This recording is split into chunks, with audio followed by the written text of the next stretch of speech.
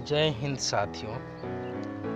आज हम शिव प्रसाद सिंह जी द्वारा रचित कहानी कर्मनाशा की हार सुनने जा रहे हैं। कर्मनाशा की हार शिव प्रसाद सिंह जी की रचनाओं में से सबसे अच्छी मार्मिक सुंदर रचना है।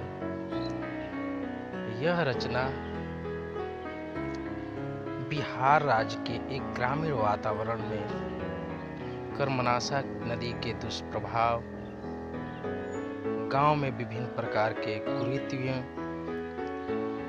पाखंड और एक प्रेमी जोड़ के ऊपर आधारित कहानी है। इस कहानी के मुख्य पात्र कुलदीप, भैरव पांडे, ललमत और मुखिया। कुलदीप भैरव पांडे का छोटा भाई है और ललमत एक विधवा गांव की लड़की है। तो फिर हम कहानी शुरू करते हैं। चलिए।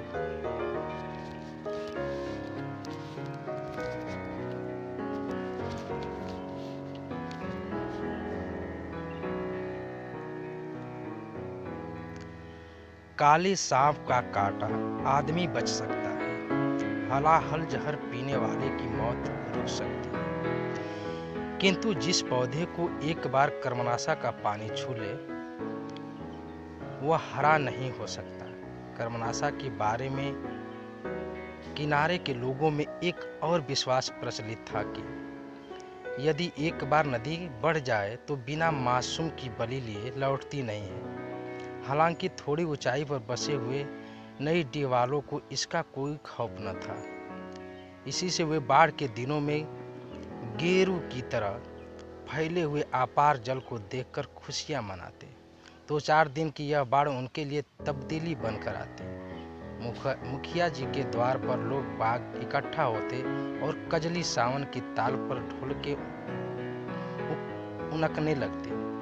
गांव के दुधमुहे तक ई बाढ़ नदिया जिया लेके माने का गीत गाते, क्योंकि बाढ़ उनके किसी आदमी का जिया नहीं लेती थी। किंतु पिछले साल अचानक जब नदी का पानी समुद्र के ज्वार की तरफ उमड़ा, नए डी से जा टकराया तो ढोलक की बह चली।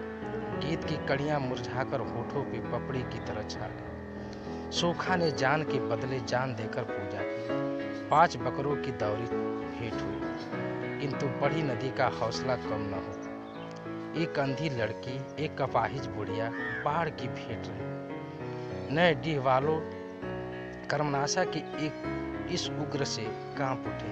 बूढ़ी औरतों ने तो कुछ सुराग मिलाया। पूजा पाठ कराकर लोगों ने पाप शांति की।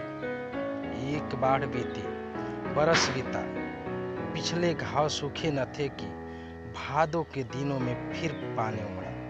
बादलों की छांव में सोया गांव भोर की किरण देखकर उठा तो सारा से चार रक्त की तरह लाल पानी से गिरा था।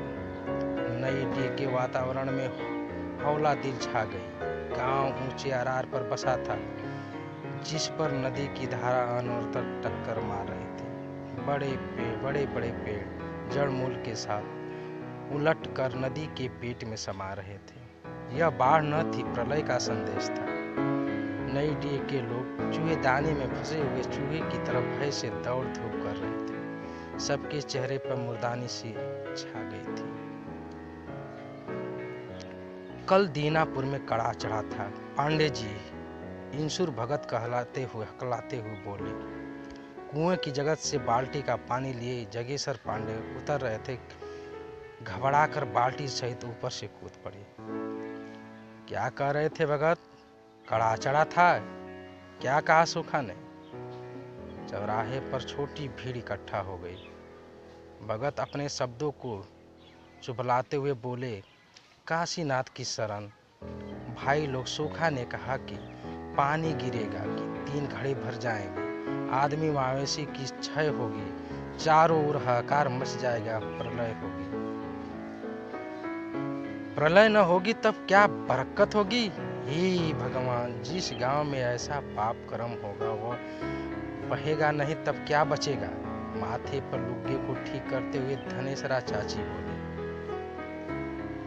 मैं तो कहूँ फुलमतिया ऐसी चुप काहे है। राम रे राम, कुतिया ने पाप किया, गांव के सिर बीता।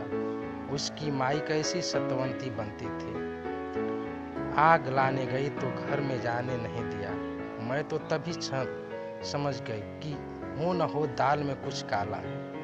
आग लगे ऐसी कोख में 3 दिन की बिटिया और पेट में ऐसी घनघोर दाढ़ी।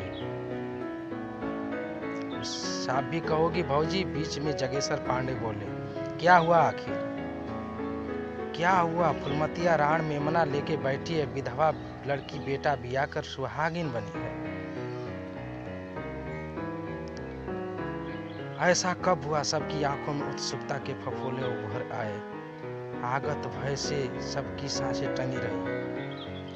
तभी मिर्चे की तरह तीखी आवाज में चाची बोली, कोई आज की बात है। 3 दिन से शौर में बैठी है डायन, पाप को छाती से चिपकाए है। यह भी न हुआ कि गर्दन मरोड़कर गढ़े गुच्ची में डाल दे। लोगों को प्रलय की सूचना देकर हवा में उड़ते हुए आंचल को बरजोरी बस में करती चाची दूसरे चौराहे की ओर बढ़ चली। गांव का सारा आतंक, भय, पाप उसके पीछे कुत्ते की तरह दुम दबाए चले जा रहे थे। सबकी आंखों में नए डे का भविष्य था। रक्त की तरह लाल पानी में चूहे की तरह उब चुब करते हुए लोग चिल्ला रहे थे। मौत का ऐसा भयंकर स्वप्न भी शायद ही किसी ने देखा था। भैरो पाणे बरसाती के सहारे अपनी बकरी के दरवाजे पर खड़े बाढ़ के पानी का जोर देख रहे थे।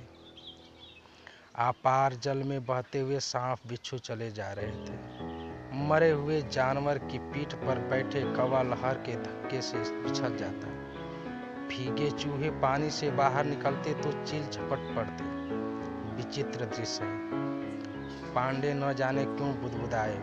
फिर मिट्टी की बनी पुरानी बकरी की ओर देखा। पांडे के दादा देश देहात के नामी गिरामी पंडित थे। उनका ऐसा इकबाल था कि कोई किसी को कभी सताने की हिम्मत नहीं करता था। उनकी बनवाई है यह बकरी भाग के लिए कौन टारे। 2 पुस्त के अंदर ही सब भी कुछ खो गया। मुट्ठी में बंद जगनू के हाथ के बाहर निकल गया और किसी ने जाना भी नहीं। आज से 16 साल पहले माँ बाप एक नन्हा सा लड़का हाथ में सौंप कर चले गए। पैर से पंगु भैरो पांडे अपने 2 बरस के छोटे भाई को कंधे से चिपकाए असहाय निरलंब खड़े रह गए। धन के नाम पर बाप का कर्ज मिला। काम धाम के लिए तुम्हें भाई की देख रेख, रहने के लिए बकरी जिसे पिछली बार के धक्कों ने एकदम जर्जर कर दिया। अब यह भी न बचेगी। पांडे के मुंह से अभिव्यक्ति फूट रहा था, जिसकी भयंकरता पर उन्होंने जरा भी ख्याल करना जरूरी नहीं समझा। दरारों से भरी दीवारें उनके खुरदुरे हाथों के स्पर्श से पिघल गई। वर्षा का पानी पछिसकर हाथों में आंसू की तरह चिपक गया। सनसनाती हवा गांव के इस छोर से उस छोर तक चक्कर लगा रही थी। विधवा फुलमतिया को बेटा हुआ है। बेटा, कुतिया के पाप से गांव तबाह हो रहा है। राम राम। ऐसा पाप भैरव पांडु के कानों में आवाज के स्पर्श से ही भयंकर पीड़ा पैदा हुई। बैसाखी उनके शरीर के भार को संभाल न सकी और वो धम से चौखट पर बैठ गए। बाजू के धक्के से कोहनी छिल गई। चिनचिनाती कोहनी का दर्द उनके रोए रोए में बिध रहा था और पांडे इस पीड़ा को होठों के बीच दबाने का प्रयत्न कर रहे थे। सब कुछ गया, वे बुदबुदाए।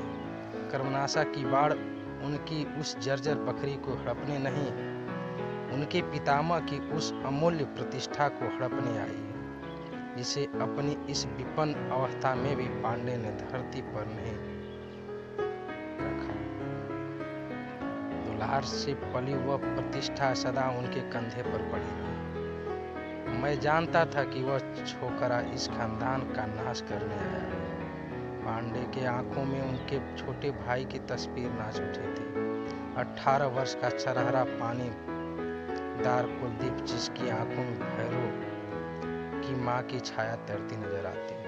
उसके काले करतूत को देखकर मुखिया जी कहते कि इस पर भैरव पांडे की दादा की लौछार पड़ी। पांडे हो कर हंस पड़ते। जा रे कुलदीप, बरामदे में बैठकर पढ़। भैरव पांडे मन में बुदबुदाते, तेरी आंख में 100 गुण चालू हरामी कहीं का लड़के पर नजर गड़ाता है। कुछ भी हुआ इसे तो भगवान कसम तेरा गला घोट दूंगा।